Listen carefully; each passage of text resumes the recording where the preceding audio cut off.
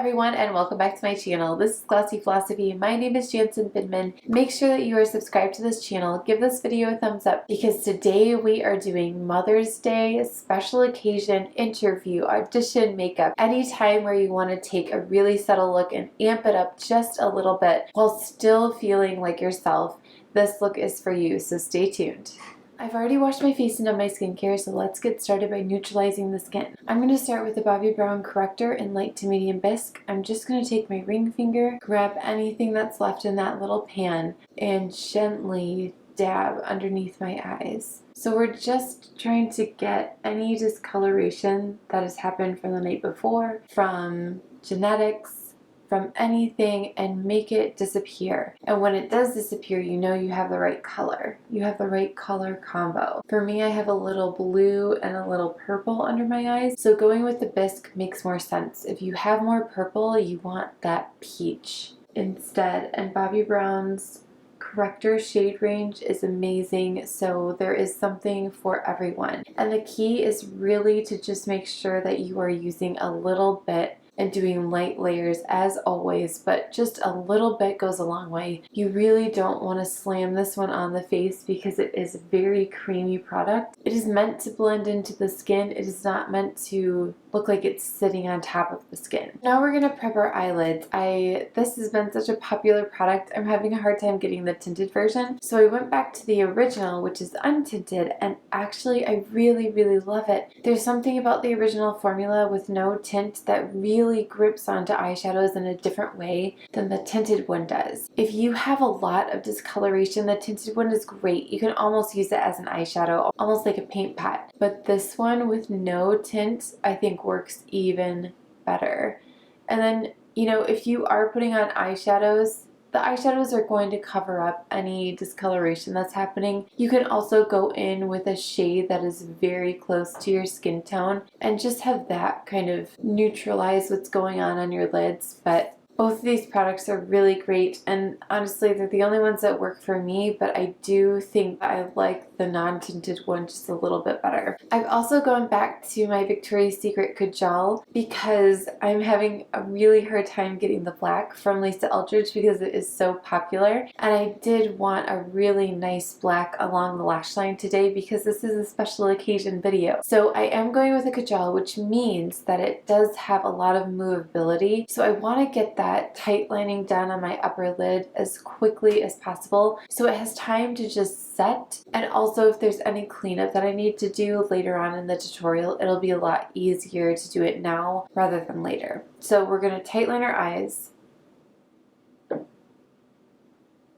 And just using that black really makes a huge difference along the lash line. Now our face is nice and prepped and neutralized, and we are ready to go in with everything else. Because I'm using a cream shadow and some other shadows, that's what I'm going to go in with first. We are going to start with Lisa Eldridge's Liquid Lurex in Cressida. This is a great one if you are on the fair skin tone or you just really want a huge pop on your eyes. I think it's such a beautiful shadow. It reminds me of Kitten from Stila without the pink in there. So it is definitely on the cooler side. It's so beautiful. You can apply it directly from the doe foot applicator, or you can swipe it on your finger and apply it that way.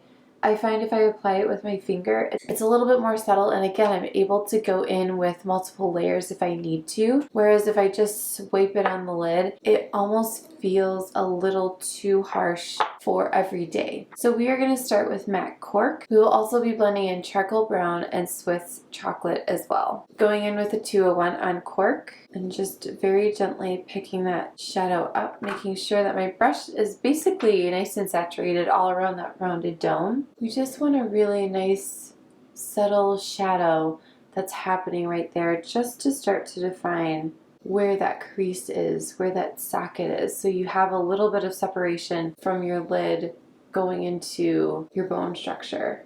If you feel like it's a little bit too harsh, you can always go in with a clean brush and just do little circles and make sure that all those edges are nice and blended.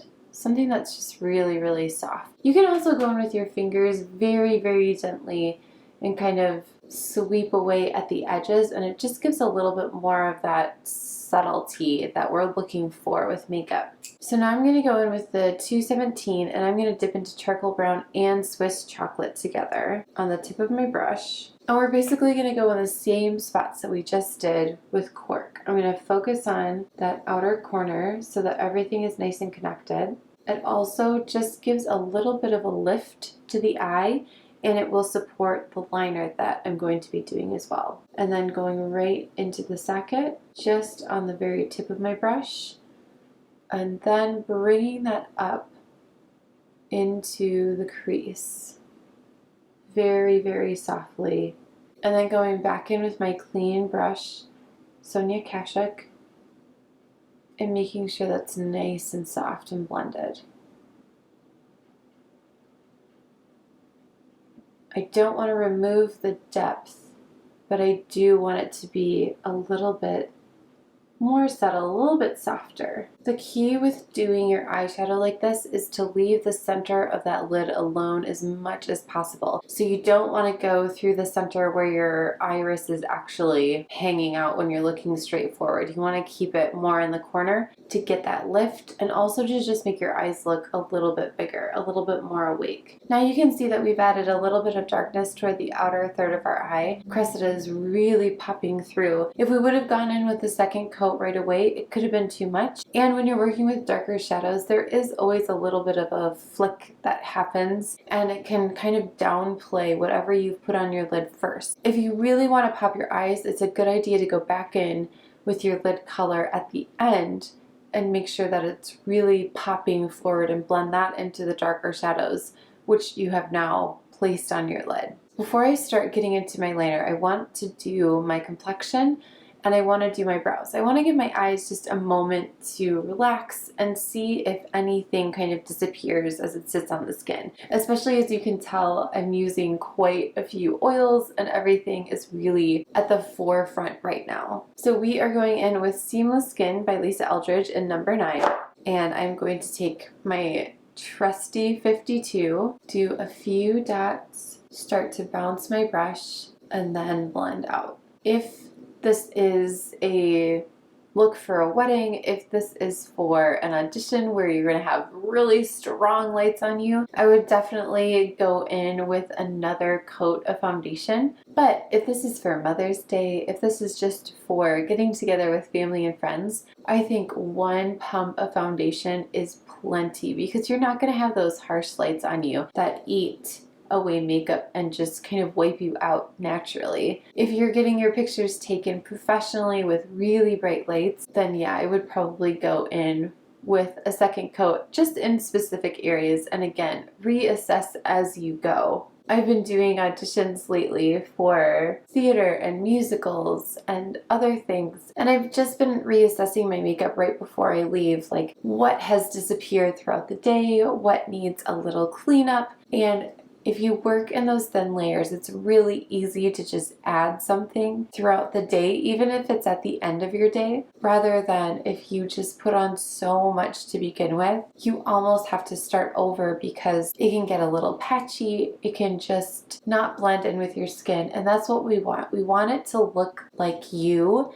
You want to look like you. We're just neutralizing the face and we're just popping what you naturally have. So now we are moving on to brows, because I want, again, to leave my complexion alone. I'm not going to do my concealer until I'm done with my eyeshadows, because we want that nice little facelift at the end. So now I'm going to assess my brows, because I don't have to worry about redoing them after I do my foundation, because we just did our foundation. So now I'm looking for any sparse spots and just making our brows look a little bit more youthful, a little bit fuller than maybe they are, or adding in just a little bit more color. I know that my brows, especially in photos, if I don't have anything in them, tend to disappear just a little bit and not support my bone structure as much as I would like. Especially if you're going in with eyeshadows, it's really nice to have a little bit of a stronger brow. It doesn't have to be a full-on brow, but just a little extra definition can really help to balance what you're doing with your eyeshadow. Now I'm ready to complete my eyeshadow.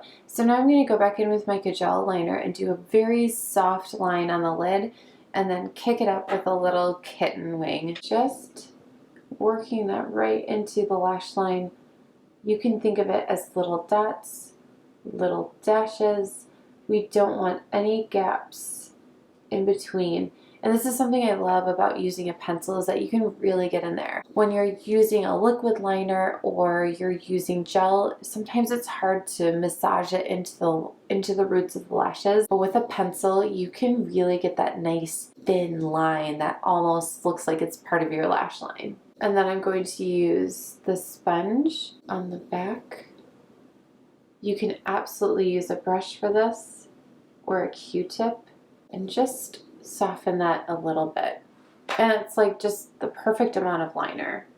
So now we have a really soft liner, and now it's time to add just a little bit of a graphic flick. Of course you can stop before this, but this just feels so bizarre to me to not do a kitten flick. This is how I would do my makeup. So drawing it right into that really soft liner, extending it all the way to the end of your lid, and then flicking it up. And drawing back in. And again, it's a little bit, but it really lifts the eye and elongates it. Now we are ready for mascara. I'm going to go in with my two Tarte mascara. Now we are ready for mascara. I'm going to go in with a Big Ego and then Kitten mascara.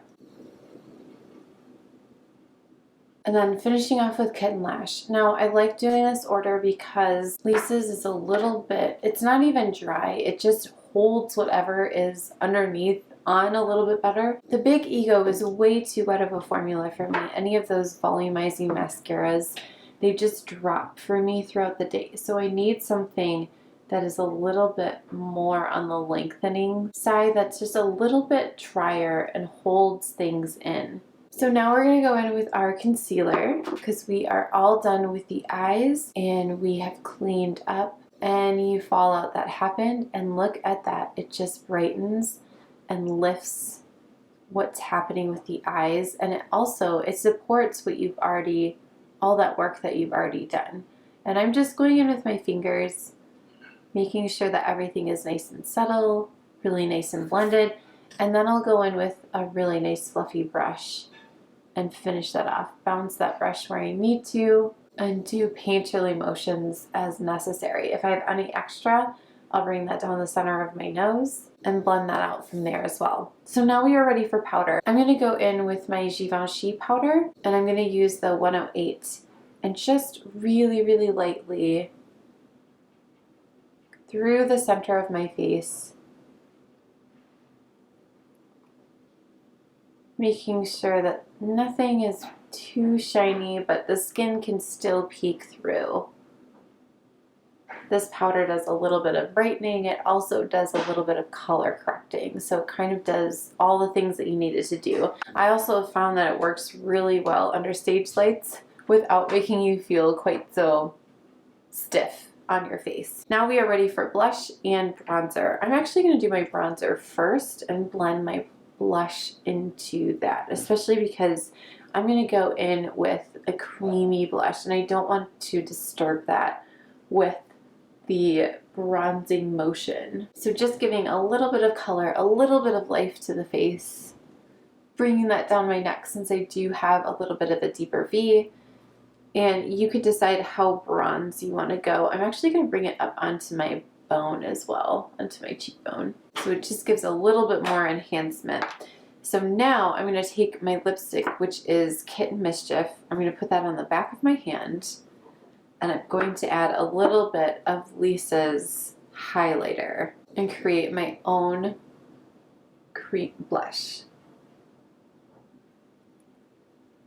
And it works just fine with really finely milled powders like the Givenchy. If you are using something like the Chanel or anything that's a little bit thicker of a powder, I would do this before you powder. But I found with the Givenchy, it's so finely milled that it's totally fine. And that just gives such a beautiful glow to the skin. It's sitting right on top, and it just adds a little something. So now we will finish off with the lips, Kitten Mischief. And because of what I'm wearing, I'm going to add a little bit of charm on top. And that is the finished look. Thank you guys so much for watching this special occasions makeup look. I think sometimes we get so overwhelmed with what to wear and who we are going to be celebrating with, we kind of forget about the makeup. So this makeup, even though it is very subtle, it is very impactful, and it's great for dates, it's great for special occasions, it's great for interviews and auditions. I hope this is helpful. I do fashion videos every Wednesday, beauty videos every Friday. Make sure you are following me on Instagram and watching the shorts in between for tips and tricks to make your life a little bit easier and a little bit more glossy. And I will see you very soon in the next one. Bye!